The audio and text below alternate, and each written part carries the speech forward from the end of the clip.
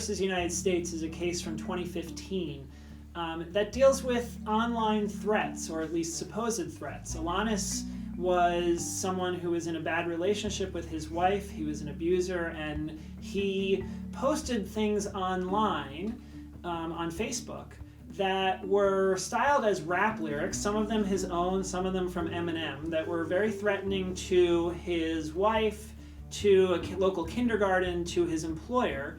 And his wife was able to get a protection from abuse order against him. His employer fired him, but then the federal government tried to prosecute him for online threats. So in the world of the First Amendment, a true threat does not require the person to have an intent to actually carry out the violence.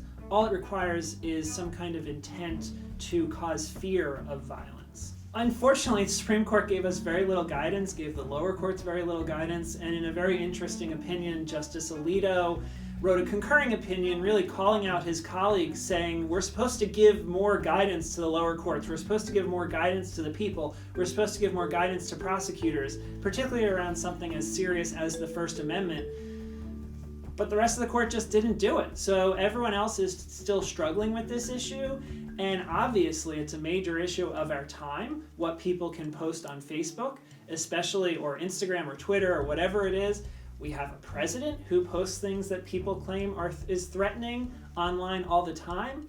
And what's protected, what's not, we still don't have anything definitive from the Supreme Court about this issue, something that for a lot of people is a daily problem in their lives, especially people in abusive relationships or difficult employment situations.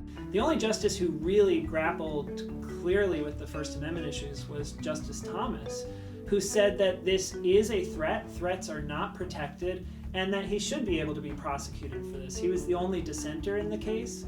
I think the rest of the justices probably just didn't know what to do with this case. They are famously not very savvy when it comes to technology. Social media is probably completely foreign to them. So the world of what people post online and the line that might walk with the First Amendment, that's a really hard one for them, and I think in this case they ducked it.